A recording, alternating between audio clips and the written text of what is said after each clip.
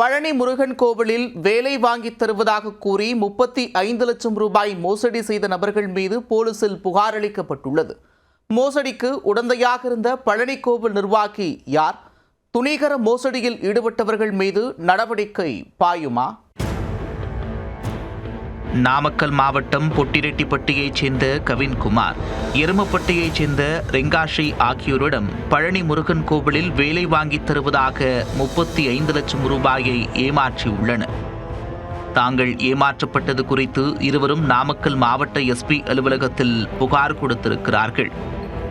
இந்த மோசடிக்கு பழனி முருகன் கோவிலில் பணிபுரியும் ஒருவரும் உடந்தையாக இருப்பதும் தெரிய வந்துள்ளது. கவின்குமார் மற்றும் ரெங்காஷி இருவரும் அரசு வேலைக்காக தங்களை தயார் செய்து கொண்டிருந்துள்ளனர்.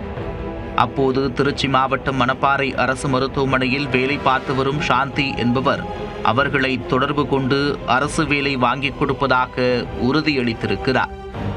சாந்தி, அவரது மகன் சதீஷ்குமார், மருமகள் ஹீரா ஆகியோர் இணைந்து இந்த மோசடியில் ஈடுபட்டதாக கூறப்படுகிறது.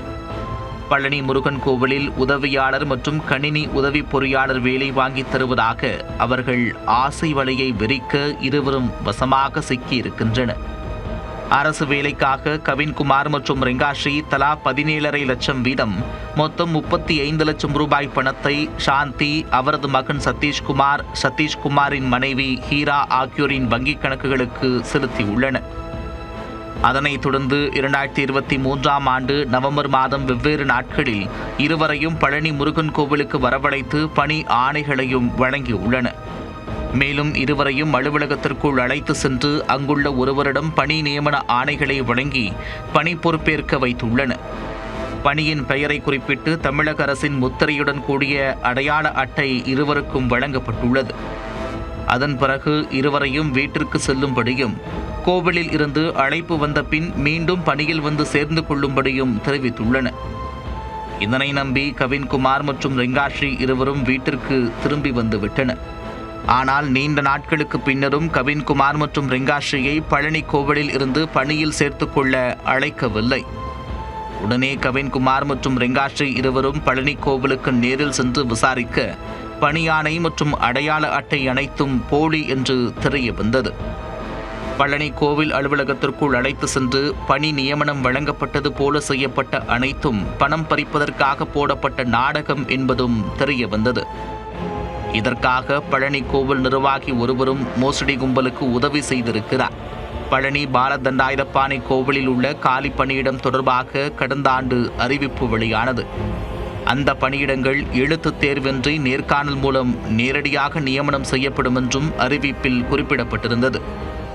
அதனால் மோசடி கும்பல் கூறியதை உண்மையென நம்பி பணத்தை வழங்கியதாக கவின்குமார் மற்றும் ரெங்காஷி தெரிவித்துள்ளனர். நாங்கள் அவங்கள போய் பார்த்துட்டு கேட்டதுக்கு கொஞ்சம் அமௌண்ட் பே பண்ணுற மாதிரி இருக்கும், நீங்கள் கொஞ்சம் கொஞ்சமாக அமௌண்ட் பே பண்ணிவிடுங்க, நாங்கள் ஒன்று ஒன்றா ரெடி பண்ணி கொடுத்துட்றோம் உங்களுக்கு அப்படின்னு சொல்லி ஒரு பிட் ஆஃப் அமௌண்ட் போட்டோன்னே ஆர்டர் லெட்டரு எல்லாமே கொடுத்தாங்க. ஒரு கொஞ்சம் அமௌண்ட் கொடுத்தோன்னே திரும்பி கோவிலுக்கு எல்லாத்துக்குமே கூட்டிகிட்டு போனாங்க. உள்ளே போய் ஒரு அட்டெண்டன்ஸ் ரெஜிஸ்டரில் போய் கையெழுத்து போட சொன்னாங்க. எங்கள் பேர் எல்லாமே எழுதி இருந்துச்சு. ஸோ அப்படியே ஒவ்வொன்றா பண்ணாங்க. அப்படியே கொஞ்சம் அமௌண்ட் கொடுத்தோன்னே திரும்பி ஐடி கார்டு எல்லாமே ரெடி பண்ணி கொடுத்தாங்க. நீங்கள் இங்கே தான் வேலை செய்ய போகிறீங்க அப்படின்னு சொல்லி சொன்னாங்க. அங்கழிச்சு போய் அவங்கள்ட்ட என்ன ஏதுன்னு விவரம் கேட்குறப்ப ஒன்றும் சொல்லலை. அவங்க இன்னும் கொஞ்ச நாள் ஆகும்னு சொல்லி தட்டி கழிச்சிட்டே இருந்தாங்க. அப்புறம் கொஞ்ச நாள் கழிச்சு பார்த்தா ஆளே காணோம், எங்கே போனாங்கன்னே தெரியல. நாங்கள் ஒரு 15 லட்சம் ரூபாய் போட்டிருக்கோம் சார். ஐஸ்வர்யா, சதீஷ்குமார், சாந்தி, ஹீரா, அப்புறம் விவேகானந்தா அப்படின்னு சொல்லி ஒரு 5 பேர் மேலே கம்ப்ளைண்ட் கொடுத்துருக்கோம் சார். இவங்க 2 பேருமே நல்லா படித்தவங்க. Degree, computer application, typing course அதெல்லாம் படிச்சுட்டு வேலைக்கு ட்ரை பண்ணிட்டு இருக்கிறத தெரிஞ்சுக்கிட்டு இதே எருமப்பட்டியைச் சேர்ந்த ஐஸ்வர்யாங்கிற ஒரு லேடி, இவங்களுக்கு பழக்கமானவங்க, அவங்களுடைய சொந்தக்காரங்க சாந்தி, அவங்க பையன் கவின்குமார், அவங்க மனைவி ஹீரா மற்றும் ஒரு விவேகானந்தன் ஆகியோர் வந்து இவங்களை அப்ரோச் பண்ணி இந்து அறநிலையத்துறையில் நேரடி நியமனத்தில் பணி வாங்கி தர்றோம், அதுக்கு வந்து செலவாகும், பணம் செலவு பண்ண முடியுமான்னு கேட்டிருக்காங்க. ரெங்காஸ்ரீ 15 லட்சமும், கவின்குமாருங்கிறவர் வந்து 15 லட்ச ரூபாயும் தனியார் 2 லட்ச ரூபாய் அவங்களுக்குன்னு சொல்லி 17 லட்ச ரூபா வாங்கியிருக்காங்க.